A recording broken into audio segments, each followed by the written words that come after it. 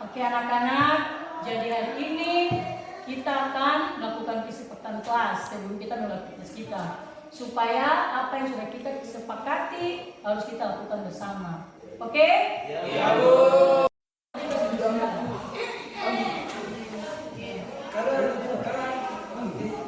Kelas harus minta izin.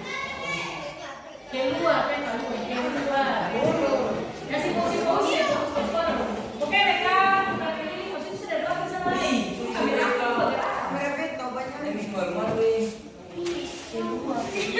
Keluar. Astaga. Kenapa?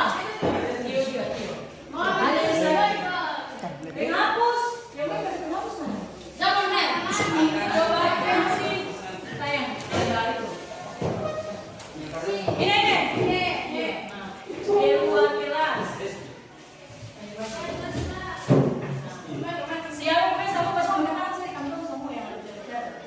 Kan jadi sudah keluar kelas harus minta izin.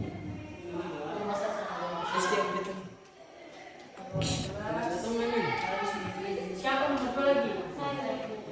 Oke, Reni. Aku sudah jalan ke kiri ke kanan sih balik ke depan. Pakai J. Nomor 2. Sep. Aku sudah pakai nomor 2. Sep dengan ijazah. Lalu berikutnya siapa lagi? Nah, Reni buat kau Reni. Oh berarti menjaga kelas begitu saja. Oh karena kamu mau kesepakatan kelas ini harus memberikan kalimat positif. Kamu misalnya kelas apa? Iya. Menjaga kebersihan kelas. Nyaman maksudnya begini jangan ketemu saya dan bilang loh. Ketiga. Siapa lagi?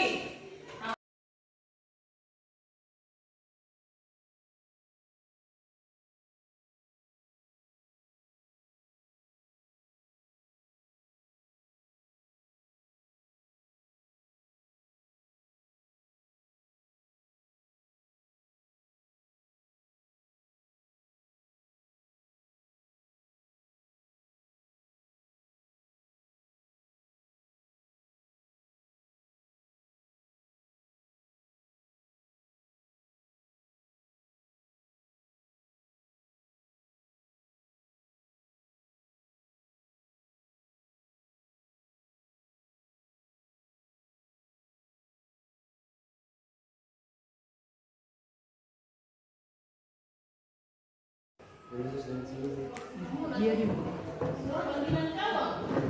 Nah, dia nih hampir 1 minggu SMP sekolah, toh? Kenapa dia SMP sekolah? Kenapa? Dia cengkeh. Dia, jadi dia lihat di sini, dia ini sudah 1 minggu lebih saya masuk. Jadi dia mesti dia bersama kasih kelas ini 1 minggu dia kira betul kasih yang dia lakukan.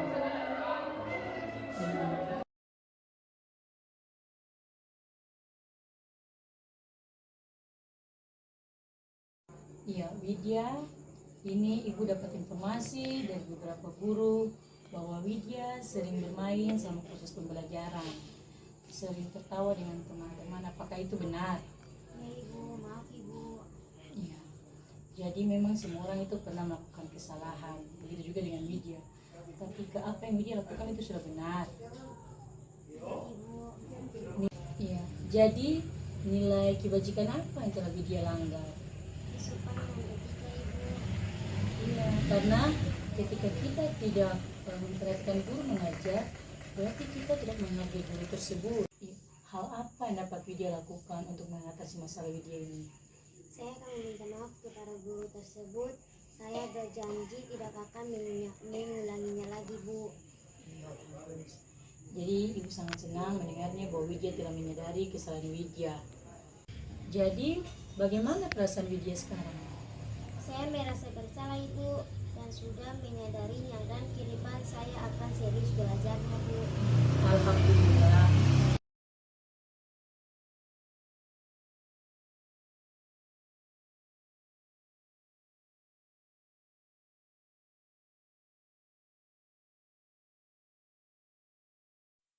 Iya Pak, jadi beta mau koordinasi dengan Pak sekaligus mau minta izin kalau besok itu mungkin beta butuh waktu 30 menit untuk sosialisasi buat teman-teman guru terkait budaya positif di sekolah. Jadi budaya positif itu bagaimana saja mungkin kita sebagai guru-guru bisa terapkan di sekolah. Jadi kita mungkin minta izin dari Pak untuk melaksanakan sosialisasi itu besok. Apakah Pak kasih izin Pak? Terima kasih Pak.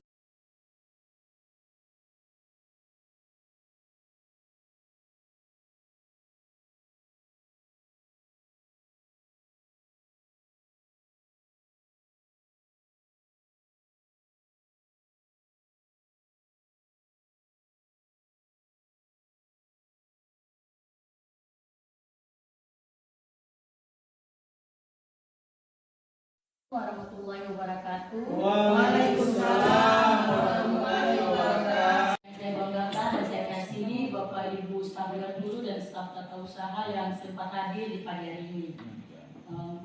Pertama-tama selaku insan yang beriman, marilah kita memanjatkan puji syukur kepada Tuhan yang Maha Kuasa, Allah Subhanahu wa Ta'ala. Karena berkat rahmat dan hidayahnya lah, maka kita masih diberikan nikmat kesehatan dan kesempatan hingga dapat berkumpul bersama di pagi hari ini dalam rangka membuat keyakinan kelas dan penerapan segitiga institusi, yang mana hal tersebut merupakan budaya positif yang harus kita tanamkan di sekolah. Iya Bapak Ibu. Berbicara tentang budaya positif, yaitu perwujudan dari nilai yang harus kita terapkan di sekolah, yang mana nilai tersebut atau perwujudan tersebut berasal dari visi guru yang mengandung nilai-nilai kebajikan. Nilai kebajikan di sini ada banyak, misalnya nilai kesopanan, kedisiplinan, dan masih banyak lagi, sesuai dengan tujuan pendidikan nasional yang dijabarkan dalam profil pelajar Pancasila. Next, ini konsep inti daripada budaya positif yang harus ada di sekolah. Yang pertama, disiplin positif, motivasi perilaku, posisi kontrol, keyakinan sekolah, dan juga segitiga restitusi. Nanti saya akan jabarkan satu persatu, mungkin sekitar 30 menit ke depan.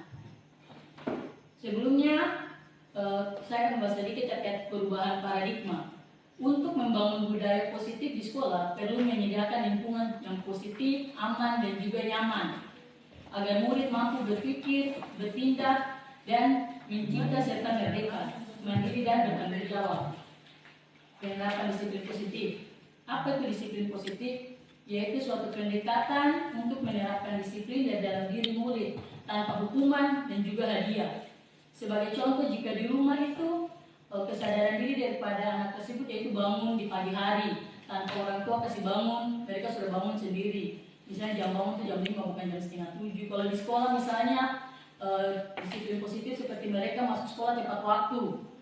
Misalnya jam waktu sekolah itu 7.15, jadi jam 7 mereka sudah di sekolah. Kemudian mereka berseragam sesuai dengan waktunya. Jika hari Senin mereka menggunakan, sebagai contoh, jika di rumah itu kesadaran diri daripada anak tersebut yaitu bangun di pagi hari tanpa orang tua kasih bangun, mereka sudah bangun sendiri. Misalnya jam bangun itu jam 5 bukan jam setengah 7. Kalau di sekolah misalnya disiplin positif seperti mereka masuk sekolah tepat waktu. Misalnya jam waktu sekolah itu 7.15, jadi jam 7 mereka sudah di sekolah. Kemudian mereka berseragam sesuai dengan waktunya. Jika hari Senin mereka menggunakan putih abu-abu beserta topi dan dasi, di hari Jumat menggunakan baju olahraga, dan di hari Sabtu menggunakan baju pramuka. Itu namanya disiplin positif yang harus setiap siswa itu menyadarinya. Next, motivasi intrinsik dan juga motivasi ekstrinsik. Motivasi intrinsik berarti motivasi yang muncul dari dalam diri. Sedangkan motivasi ekstrinsik yaitu motivasi yang berasal dari luar atau dorongan dari orang lain. Ya, ini yang paling penting Bapak Ibu ingin saya terangkan, 5 posisi kontrol guru. Jadi kita mesti tahu kita punya posisi di sini sebagai apa? Apakah sebagai penghukum, sebagai pembuat rasa bersalah, sebagai teman, sebagai pemantau, atau sebagai manajer? Jika pada guru penggerak itu kita posisi guru harus pada posisi manajer. Di sini kan ada sebagai penghukum, pembuat rasa bersalah, sebagai teman, pemantau. Tapi yang paling efektif itu kita sebagai guru harus menjadi posisi manajer. Saya akan jabarkan satu persatu. Ini contoh kasus, siswa tidak memakai topi saat upacara. Jika kita guru sebagai posisi penghukum, contohnya hormat kepada bendera 1 jam, atau disuruh lari keliling lapangan. Nah, ikuti aturan sekolah, tidak susah kan? Tolong bantu sekali ini. Jangan sampai berbuat seperti ini lagi ya. Kemudian sebagai pemantau, kamu hari ini sudah melanggar peraturan sekolah. Kamu tahu kan konsekuensinya? depan Pak tidak mau tahu kamu harus sudah pakai topi. Jadi semua ini nih masih dalam proses yang perlu dikembangkan yang menjadi posisi manajer. Posisi manajer misalnya gini, apakah kamu tahu kesalahanmu? Jadi kita buat soal anak itu menyadari kesalahannya sendiri. Bagaimana kamu harus memperbaiki kesalahanmu? Jadi ketika mereka sadar apa yang harus mereka perbaiki. Next, ini juga sangat penting Bapak Ibu, kesepakatan atau keyakinan kelas. Mengapa disebut keyakinan kelas bukan peraturan kelas? Kalau peraturan kelas itu berarti dia satu pihak, berarti kita yang tentukan sendiri guru-guru. Tidak boleh begini, tidak boleh begitu. Kita sudah tentukan kayak peraturan sekolah kan, sudah ada peraturannya, toh tidak boleh dilanggar. Tapi kalau keyakinan kelas itu kita kesepakatan bersama, jadi anak-anak sendiri yang buat. Iya, jadi sebelum kita mulai biasanya kita buat di awal pembelajaran. Dan saya berharap semoga Bapak Ibu nanti di semester baru sebelum memulai pembelajaran dengan matematika kita buat keyakinan kelas dulu supaya kita melanggar. Mereka kan sendiri yang buat jadi. Oh iya. Contoh nanti kesepakatan kelas antara saya buat yang saya punya anak-anak. Di sini ada misalnya ketika keluar kelas harus meminta izin terlebih dahulu. Walaupun hal kecil tapi kita buat saja. Kemudian ada lagi di sini tidak boleh membuang sampah sembarangan. Jadi kalimat yang tidak boleh kita ganti, menjaga kebersihan kelas. Jadi tidak boleh ada kalimat-kalimat negatif di dalam kesepakatan kelas. Yang tadinya tidak boleh membuang sampah, tidak boleh beribut, diganti dengan kalimat positif, menjaga kebersihan kelas. Kemudian saling menghargai. Ketika guru berbicara, harap tenang. Jadi pokoknya kita buat hingga minimal 10 kesepakatan kelas yang mana jika nantinya mereka melanggar, maka mereka sendiri menyadari yang iya. Kalau kita yang buat, kan itu kan guru yang buat, bukan bikin. Dan mereka tuh masih ada tingkat melakukan itu masih besar. Kalau kita guru yang buat, tapi kalau mereka sendiri yang buat, kita bisa meminimalisir kehidupan sendiri. Mungkin dengan sendirinya ada sadar. Jadi memang mungkin kalau untuk kita penanganan kita lihat mungkin berat, tapi menurut saya mungkin cuma palang-palang. Coba saja walaupun mau gagal mau tidak, coba saja bikin hal positif itu coba saja walaupun bisa berulang. Tapi anak ini susah, bikin palang-palang. Yang penting ada kemauan dari kamu berguru sendiri. Bikin palang-palang mau anak kalau bikin palang memang sistem hukuman itu masih berlaku masih. Bukan hanya hukum sekolah sama sekolah, masalah sistem hukuman itu kalau bilang kesen itu paling pasti masih ada. Cuma bagaimana kamu sisipkan dengan hal-hal yang positif selain hukuman pasti ada. Ini segitiga restitusi ini. Segitiga restitusi ini yang sangat bagus ketika kita menyelesaikan masalah. Itu bukan proses menciptakan kondisi bagi murid untuk memperbaiki kesalahan yang telah diperbuat. Ada 3 tahapan dalam segitiga restitusi. Yang pertama itu menstabilkan identitas dulu, kemudian memvalidasi tindakan, baru menanyakan keyakinan.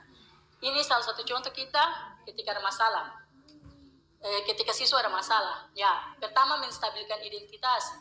Menstabilkan identitas itu pertama kita tanya siswa dulu. Jadi ketika ada masalah tuh kamu langsung marah-marah siswa, langsung pukul tidak.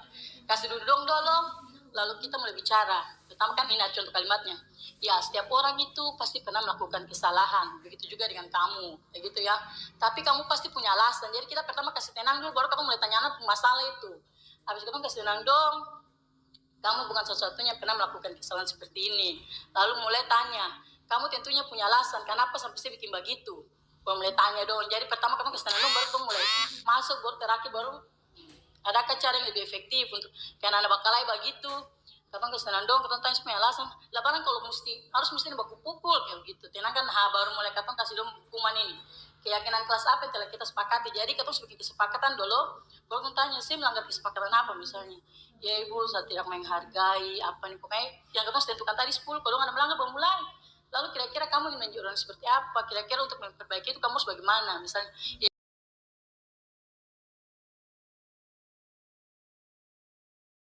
bisa buat pelan-pelan. Mungkin demikian, kurang lebihnya saya mohon maaf. Wassalamualaikum warahmatullahi wabarakatuh. Waalaikumsalam warahmatullahi wabarakatuh. Itu saya nanti untuk soal tanya-tanya dan lain-lain.